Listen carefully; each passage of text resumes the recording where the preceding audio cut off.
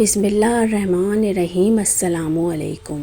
حضرت محمد صلی اللہ علیہ وسلم کی دنیا میں آنے سے پہلے کیا واقعات رونما ہوئے؟ مصطفیٰ صلی اللہ علیہ وسلم کی حیات طیبہ پر نظر ڈالی جائے تو آپ صلی اللہ علیہ وسلم کے تو دنیا میں رونق افروز ہونے سے قبل ہی حیرت ناک واقعات رونما ہونا شروع ہو گئے تھے، جس سے عرب معاشرے میں ایک عجیب سی کھلبلی مچ گئی۔ مستند اور صحیح روایتوں سے جو اہم واقعات ہمیں ملتے ہیں، ان میں سے چند کا تذکرہ حسب ذیل ہے۔ حضرت خالد بن معدان تابعی رضی اللہ تعالیٰ عنہ سے روایت ہے کہ ایک مرتبہ کچھ صحابہ رضی اللہ تعالیٰ عنہ نے حضرت صلی اللہ علیہ وسلم سے دریافت کیا کہ یا رسول اللہ صلی اللہ علیہ وسلم اپنا حال بیان فرمائیے، یعنی آپ صلی اللہ علیہ وسلم کی پیدائش کیوں اور کیسے ہوئی؟ آپ صلی اللہ علیہ وسلم نے فرمایا، میں اپنے باپ ابراہیم علیہ السلام کی دعا، عیسیٰ کی بشارت اور اپنی ماں آمنہ کا خواب ہوں۔ میری ماں نے کہ جب میں ان کے شکم مبارک میں تھا، خواب دیکھا کہ ان کے بدن سے ایک نور نکلا جس سے شام کے محل روشن ہو گئے۔ تاریخ ابن سعد یعنی حدیث کچھ اضافی الفاظ کے ساتھ تحریر ہے۔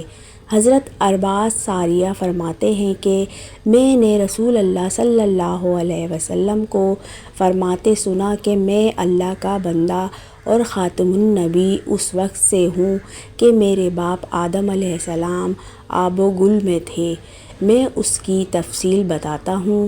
میں اپنے باپ ابراہیم کی دعا، عیسیٰ کی بشارت اور اپنی ماں آمنہ کا خواب ہوں، اور اس طرح پیغمبروں کی مائیں خواب دیکھا کرتی تھیں۔ حضرت صلی اللہ علیہ وسلم کی والدہ نے آپ صلی اللہ علیہ وسلم کی ولادت کے وقت خواب دیکھا کہ ایک نور ہے جس سے شام کے محل روشن ہو گئے۔ پھر یہ آیت پڑھی، اے پیغمبر صلی اللہ علیہ وسلم، میں نے تجھ کو گواہ اور خوشخبری سنانے والا اور ڈرانے والا اور اللہ کے حکم سے اللہ کی طرف پکارنے والا اور روشن چراغ بنا کر بھیجا۔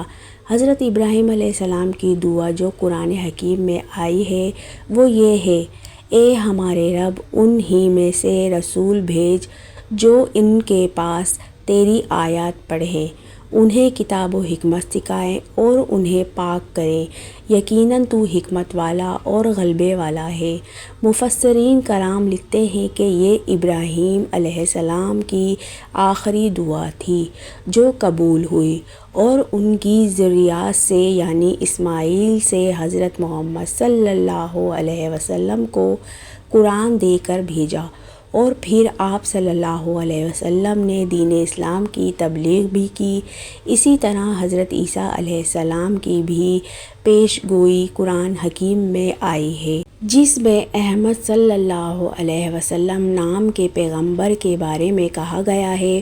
اور جب عیسیٰ علیہ السلام بن مریم نے کہا کہ اے بنی اسرائیل، میں تمہارے پاس خدا کا قاصد بن کر آیا ہوں، اور مجھ سے پہلے جو تورات آئی ہے میں اس کی تصدیق کرتا ہوں، اور اپنے بعد احمد نام کے ایک پیغمبر کی پیشگوئی لے کر آیا ہوں۔ ولادت سے قبل یہودی نصرہ میں آخری نبی کی پیشگوئیاں کی جا رہی تھیں۔ آپ صلی اللہ علیہ وسلم سے قبل یہودیوں پر حضرت عیسیٰ علیہ السلام مابعوث ہوئے تھے۔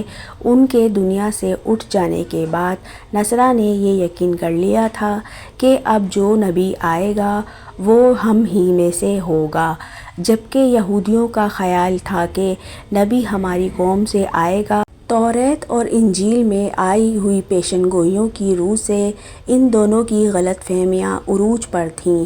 ان کی مختلف مذہبی کتابوں میں جو آثار لکھے گئے تھے وہ ہو بہو مدینہ اور اس کے قرب و جوار کے نقشے جیسے تھے، لہٰذا یہودی مدینہ اور اس کے گرد پھیلے ہوئے سرسبز و باغات کے قریب ڈیرا جما کر نبی آخر کا انتظار کرنے لگے، اور آخرکار وہ وقت آ گیا کہ جب حضور صلی اللہ علیہ وسلم کی ولادت ہو گئی۔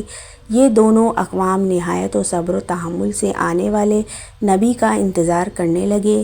پھر جب آپ صلی اللہ علیہ وسلم نے اپنی نبوت کا اعلان فرمایا تو یہودی نصارہ مایوس ہو گئے، کیونکہ حضرت اسحاق علیہ السلام کی نسل سے نبوت کا سلسلہ بند ہو گیا تھا، اور حضرت اسماعیل علیہ السلام کی نسل سے آخری نبی حضرت محمد مصطفیٰ صلی اللہ علیہ وسلم تشریف لے آئے۔ کچھ ایسا ہی رد عمل مکے کے لوگوں کا بھی رہا۔ انہی مذہبی کتابوں میں ایک خاص بات یہ بھی ملتی ہے کہ آپ صلی اللہ علیہ وسلم کی آمد سے قبل بت خانوں میں کئی بار غیبی آوازیں سنی گئیں کہ اب صنم گدوں کے خاتمے کا وقت آ چکا ہے اور ایک سچے صادق نبی صلی اللہ علیہ وسلم کا ظہور ہو چکا ہے۔ اس حقیقت سے انکار بھی نہیں کیا جا سکتا کہ حضور صلی اللہ علیہ وسلم نے نبوت سے قبل یعنی دور جاہلیت میں ہی اپنا کردار صادق و امین والا اپنا لیا، جس کی وجہ سے مشرکین مکہ نے آپ صلی اللہ علیہ وسلم کو نوجوانی میں ان دونوں القاب سے نوازا تھا۔ حضرت عمران غیبی آوازوں سے متعلق ایک واقعہ بیان فرماتے ہیں جو احادیث کی کتابوں میں ہمیں ملتا ہے۔ یہ واقعہ حضرت صلی اللہ علیہ وسلم کے دنیا سے وصال کے بعد کا ہے کہ ایک مرتبہ حضرت عمر کہیں بیٹھے تھے کہ سامنے سے ایک خوبصورت شخص گزرا، تو حضرت عمر نے اسے بلا کر حال پوچھا۔ اس نے کہا کہ میں زمانہ جاہلیت میں ایک کاہن تھا۔ آپ نے پھر پوچھا، کیا اس زمانے میں کوئی خاص واقعہ تم نے دیکھا یا سنا؟ اس نے کہا کہ میں بازار میں تھا کہ میرا موکل جن میرے پاس گھبرایا ہوا آیا اور ایک شعر پڑھا، کیا تم ان جنوں کی نا امیدی کو نہیں دیکھتے اور ان کی بیماری کے بعد ان کے ہلاک ہونے کو اور ان کے اونٹنیوں اور ان کے دودھ دھونے میں مشغول ہونے کو؟ حضرت عمر رضی اللہ تعالیٰ عنہ نے فرمایا، اس نے سچ کہا، خود مجھ پر اس قسم کا ایک واقعہ گزر چکا ہے۔ ایک مرتبہ میں مشرکین کے بتوں کے سامنے سویا ہوا تھا کہ ایک آدمی بچڑا لے کر آیا اور اس کی قربانی کی۔ ناگہاں اس کے اندر سے ایک چیخ کی آواز آئی اور اس سے زیادہ یا بڑی چیخنے کی آواز میں نے کبھی نہیں سنی تھی۔ آواز یہ تھی، اے چلیج کامیاب بات، ایک فصیح آدمی کہتا ہے کہ اللہ کے سوا کوئی اور اللہ نہیں۔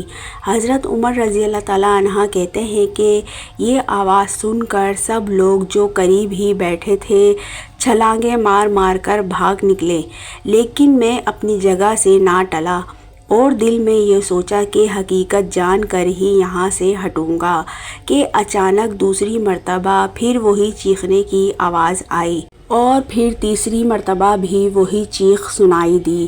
اس بات کو ابھی کچھ زیادہ دن نہیں گزرے تھے کہ مکہ میں یہ بات مشہور ہو گئی کہ محمد صلی اللہ علیہ وسلم نے اپنی نبوت کا اعلان کر دیا ہے۔ روایتوں میں آپ صلی اللہ علیہ وسلم کے قدم مبارک ہونے کے بہت سے واقعات مذکور ہیں۔ آپ صلی اللہ علیہ وسلم جس کام میں بھی ہاتھ ڈالتے وہ پورا ہو جاتا تھا۔ بچپن کا ایک مشہور واقعہ یہ بھی تھا جو ایک صحابی نے اپنے والد سے روایت کیا کہ وہ اسلام سے پہلے یعنی ایام جاہلیت میں حج کرنے گئے تھے، تو انہوں نے دیکھا کہ ایک شخص طواف میں مصروف ہے اور اس کی زبان پر شعر میں یہ دعا ہے، اے میرے پروردگار، میرے محمد کو واپس بھیج اور مجھ پر یہ ایک احسان کر۔ وہ کہتے ہیں کہ میں نے دریافت کیا کہ یہ کون ہیں، تو لوگوں نے بتایا کہ یہ عبد المطلب ہیں، ان کا ایک اونٹ گم ہو گیا ہے جسے ڈھونڈنے کے لیے اپنے پوتے محمد کو بھیجا ہے اور وہ اب تک لوٹ کر نہیں آئے ہیں۔ ان کا یہ پوتا ایسا ہے کہ انہوں نے جس کے لیے اس کو بھیجا ہے ان کو کامیابی ہی ہوئی ہے، ناکامی نہیں ہوئی۔ کچھ دیر کے بعد آپ صلی اللہ علیہ وسلم اونٹ لے کر واپس آتے دکھائی دیے۔ عبد المطلب نے انہیں سینے سے لگایا۔ آپ صلی اللہ علیہ وسلم کی سیرت مبارکہ میں کئی مقامات پر لکھا ہے کہ بچپن ہی سے آپ کو لہو لعاب اور شیطانی امور سے نفرت تھی۔ آپ صلی اللہ علیہ وسلم نے ایک مرتبہ حضرت علی رضی اللہ تعالیٰ عنہ سے فرمایا فرمایا کہ 2 مرتبہ مجھے شیطان نے بہکانے کی کوشش کی اور دونوں مرتبہ ناکام رہا اور اللہ نے مجھے بچا لیا۔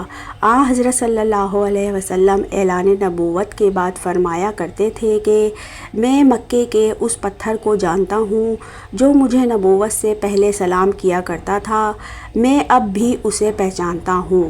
نبوت سے قبل آپ صلی اللہ علیہ وسلم کو خواب دکھائی دیا کرتے تھے جو عالم بیداری میں سچ ہوتے تھے، یعنی ان کی تعبیر وہی ہوتی تھی جیسا کہ عالم رویا میں دیکھتے تھے۔ اس کی تفصیل ہمیں بعض مذہبی اور سیرت کی کتابوں میں بھی ملتی ہے۔ سبحان اللہ۔ Subscribe my channel and hit the bell icon. Like کریں، شیئر کریں پلیز۔